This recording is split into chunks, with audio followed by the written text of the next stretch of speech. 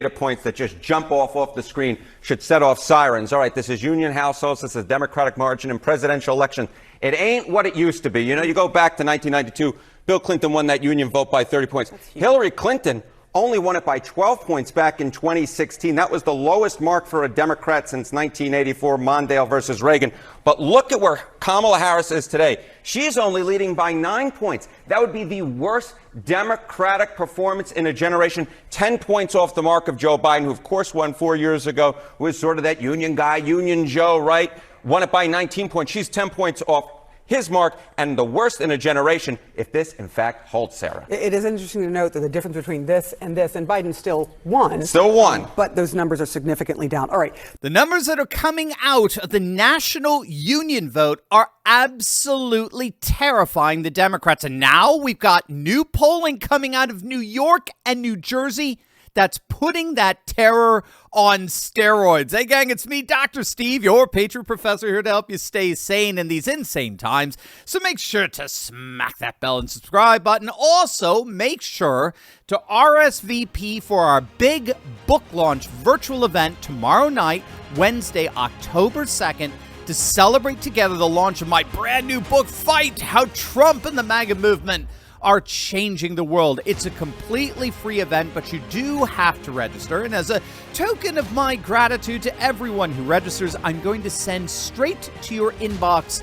a chapter from my book completely free. So just click on that link below or scan the QR code on the screen and go RSVP now. I'm going to teach you the things that not only changed my life, but the lives of so many amazing patriots all over the world. We're talking hundreds of millions of people, gang. And that really is the core of my new book. The MAGA movement is changing the world, all the while it's changing us. All the while it's transforming us. So this is what I want you to do. Click on that link in the description below or scan the QR code on the screen. Go RSVP for this free online event, and then immediately get the intro for free as my gift to you. And I cannot wait to see you all tomorrow night, Wednesday night. It's going to be absolutely epic. Take a look at the latest Rasmussen polling coming out of New York. Now, this is a running average, meaning it's the average of the polling that they've been doing on a daily basis now for weeks. Right now, Kamala is leading Trump by just 11 in a state that Biden won by 23 points. There is no other red state that is even remotely the inverse of that. We're not seeing Trump lose his support like this in otherwise deeply red states. Kamala is now leading Trump in one of the bluest states in the nation by less than half of what Biden got in 2020. Kamala, as we speak, has lost more than half the margin that Biden was able to win the state by. Now, what's ironic here is that we've been seeing this pattern for weeks now in New York. Back in June, when Biden was still the nominee, Lee Zeldin, who came within just a few points of getting elected as governor of New York, he had a piece in the New York Post arguing that Trump does indeed have a very good shot at doing the unthinkable, of actually flipping New York. Now, he pointed out that New York independents were favoring Trump at the time by 10 points, which was putting him within 6 points of Biden at the time, just outside the margin of error. Again, Biden won New York by 23 points in 2020. Trump in June had come within earshot of actually make it inside the margin of error. And Zeldin was arguing at the time that Trump had more of a chance of upsetting the Democrats in New York than any Republican since Bush Sr. back in 1988. So these numbers coming out of Rasmussen, obviously now with Kamala in the race, are more par for the course than the exception in terms of the polling coming out of New York this election cycle. But what's so interesting is that we have comparable numbers coming out of Jersey. Take a look at this. Kamala's lead now, according to Rasmussen, is down to single digits in New Jersey. Again, as a point of comparison, this is a state where Biden won by 16 points. And once again, what's the pattern we're seeing here? Kamala's lead is getting cut in half. Her lead is half of what Biden's margin was. So as it turns out, this halving of Kamala's margins is a key analytical frame for understanding what's really happening here. Because here's the real takeaway from all this, okay? It's not so much the issue of whether New York and New Jersey are in play. That may indeed be the case. It may be. It's a stretch in my view. It would be the ultimate outcome imaginable in this election.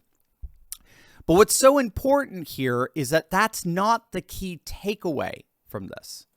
The key analytical takeaway here involves another state. Another state that has comparable voting demographics to New York and New Jersey.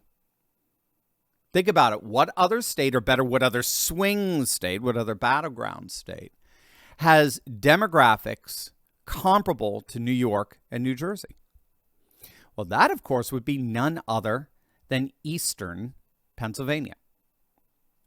What these Rasmussen surveys really reveal to us is that Kamala's shrinking margins in New York and New Jersey are most likely crippling her in Eastern Pennsylvania. In counties like Bucks County, where I used to live. Bucks County is a New York sleepover county. A sizable portion of Bucks County residents, they commute to New York for work. So in effect, they're New Yorkers, but they're a bit more conservative. They obviously prefer living in Pennsylvania than they would in New York. And they tend to vote a bit more to the right than their ilk in New York, or Jersey for that matter. Of course, much of northern Jersey is a sleepover region as well for New York. So here's the big takeaway.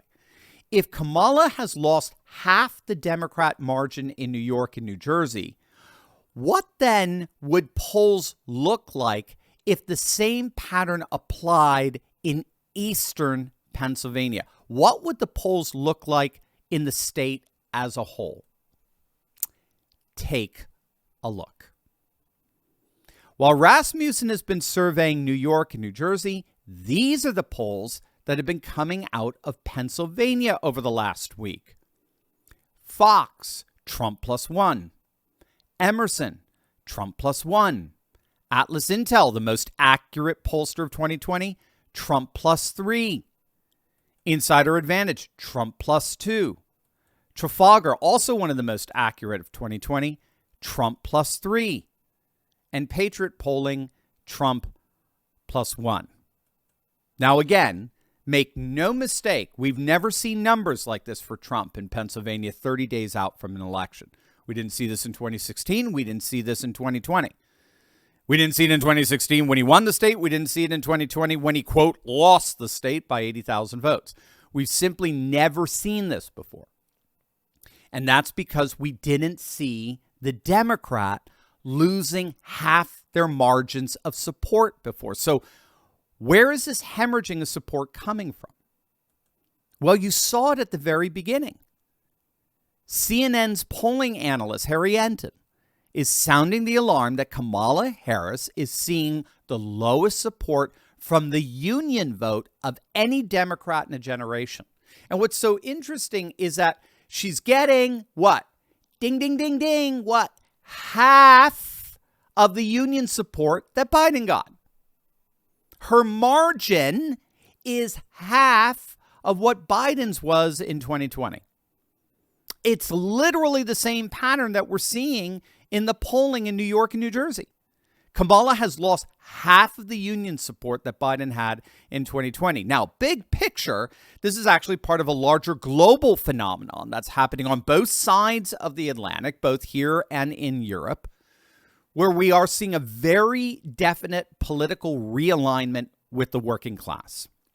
The working class used to be a staunchly faithful constituent of the political left, again, both here and in Europe. We saw that, by the way, in the opening salvo there from CNN. Clinton won the union vote back in the 90s with a 30% margin. It wasn't even close. Those days are over. And we first got a glimpse of this political realignment back in 2016 when nearly 200 counties in Wisconsin and Iowa and Michigan, Pennsylvania, Minnesota, and Ohio that had voted for every single Democrat presidential candidate for decades suddenly defected and voted for Trump. And these included counties that voted for Obama twice. So much for these evil racists.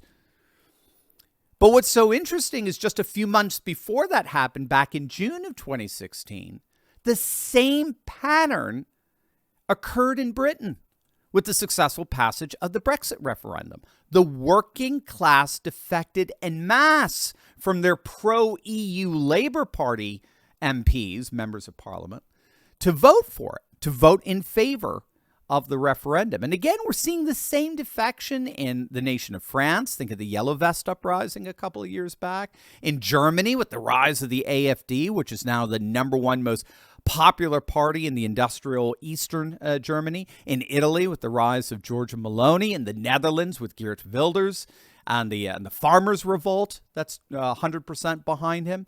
Where we're seeing in case after case after case, the working class voter abandoning the pro-globalist political left and instead embracing the populist right. The working class, both white and non-white, have overwhelmingly defected away from the political left that's aligned itself with anti-union globalist dynamics, and instead they're now embracing the new populist right that's explicitly making the working class the centerpiece of a new nationalist populist political and economic platform. By the way, this is exactly what my book details here, how Trump and the MAGA movement are indeed changing the world, how Trump and MAGA are a part of a much wider worldwide trend that's radically transforming politics away from globalism and back towards nation, culture, custom, and tradition. So make sure to come to our book launch tomorrow night. It's going to be awesome. But at another level, at a more immediate level, as in 5 weeks from now, and we talked about this on last night's live stream, there's just no way Kamala can win this performing so badly with her key Democrat constituencies. She's losing the white working class by record numbers. She's losing the non-white working class by record numbers. She's losing the margins she needs among black voters. Nearly 30% of black men under 50 are defecting to Trump. She's losing Latinos. I mean, the bottom line here is that you can't lose your own political constituencies by this much and still pull off winning the election. It just doesn't work that way. So obviously, we'll keep a very close eye on how things develop here. But if what's happening in New York and New Jersey are any indicators, states like Pennsylvania are going to be the least of Kamala's problems.